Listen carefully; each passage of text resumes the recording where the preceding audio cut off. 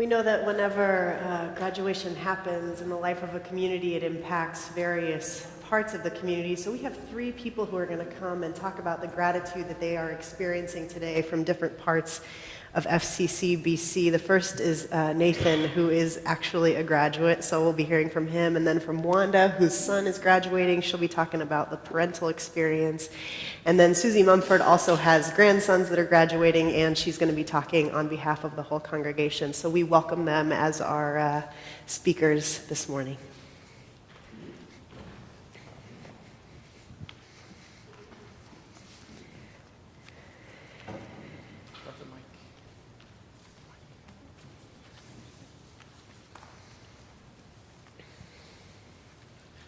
Good morning. Good morning. I am so blessed to be here today. I've been blessed in so many different ways, by so many different people, and I've reaped the benefits given to me by my family, the society, and all the privileges that come with it.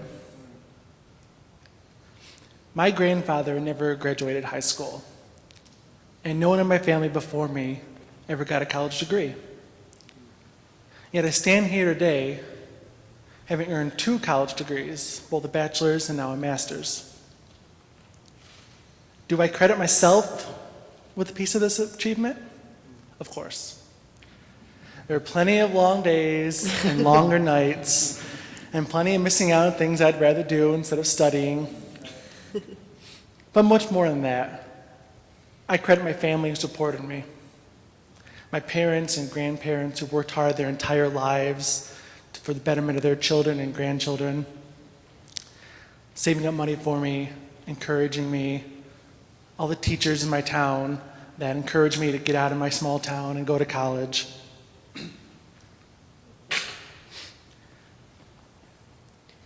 But even more than this, I credit society and the circumstances of my birth that allowed me to go so far with relatively little work. I was never the smartest kid in school. I was never the best student in college, be average. Yet, the color of my skin, the class I was born into, and the gender I was gifted all helped me to push along through the journey and pick up the slack for my deficits. Growing up, when I saw images of misogyny and sexism on television, I was fortunate enough not to internalize that inferiority due to my sex and my male privilege.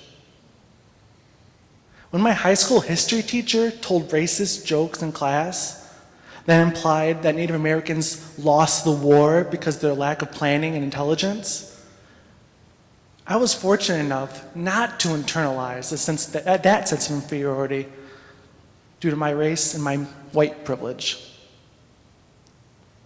When my parents could pay a portion of my college for me, I benefited from their deeply instilled middle-class values of saving money before giving money. And when they couldn't pay for all of my college, I benefited from appropriate wealth distribution programs from the government that gave me grants and loans. I say this to remind everyone here, both the graduates coming up after me and those who went before me alike, to appreciate the assistance and the privileges and the blessings that we've all gotten, and to understand the challenges that others may have. This recognition of my privilege is why I'm a social worker now. I work to extend these blessings to people less fortunate than me, and I work to take down the barriers that block others from having the same success that I have. So yes, today we will celebrate, but also don't forget all the other graduates here to give thanks for the blessings that have brought you here, and don't forget to offer a hand up to those less fortunate. Amen.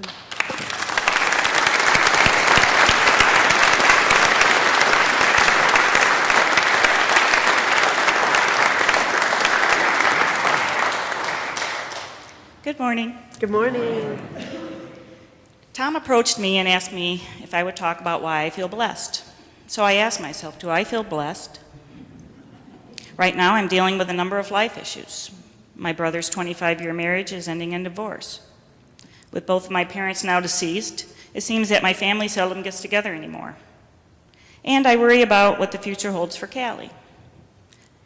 Yet as I ask myself if I feel blessed, I know that the answer is yes. For 29 years, I've been married to my best friend, a wonderful husband and a father who puts my needs and the needs of our children above his own. I have been blessed with 2 beautiful daughters and a handsome son. Life has not always been easy. Sometimes it seems unfair. I've often asked God why.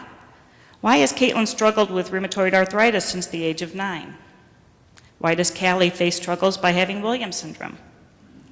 I've come to the conclusion that I find my greatest blessings not when life is easy, but when I work to overcome challenges. Caitlin's now 25, and it seems that she's able to accomplish each goal that she sets her sight on.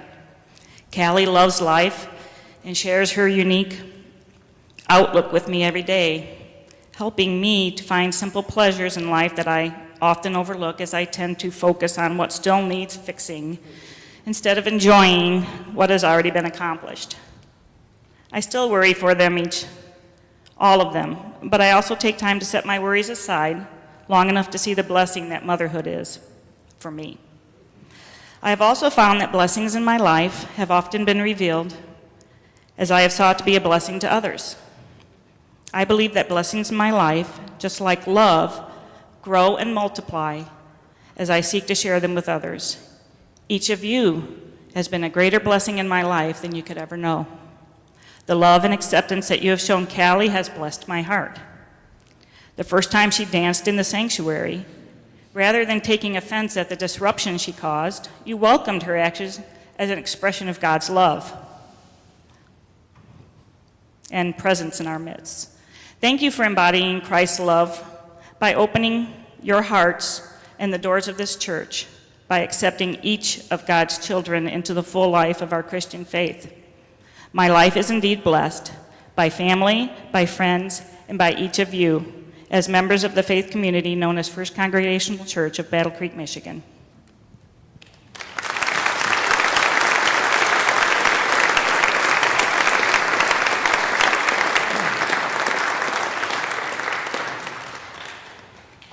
Tough acts to follow, I say, as I stand here.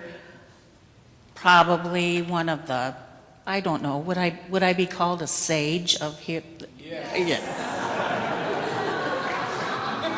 I think Tom referred to me as a rock, and I said a moldy one, maybe. Okay, I'm blessed on this day early in June. I look around and I see lots of young faces and our church family with their faces looking eagerly to what comes next. I think of nearly 60 years ago when my best friend brought me for the first time to this building that would become my church home. Things were different then. Sunday school classes were bulging. Babies were crying in the nursery underneath the chapel.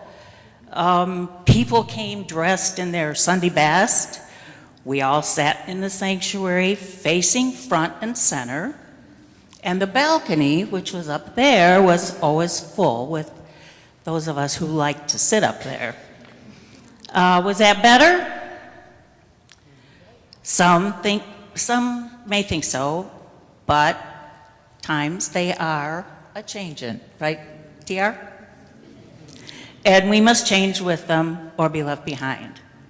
Today we sit in the round, one body together at this service.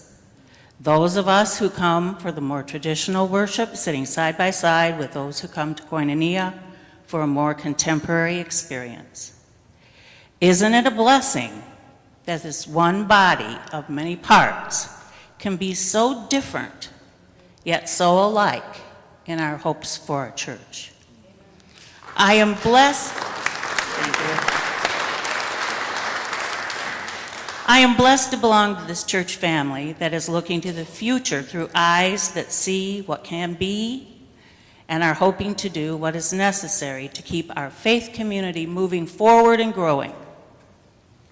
We are all on board, I think, but in different degrees and with different strengths.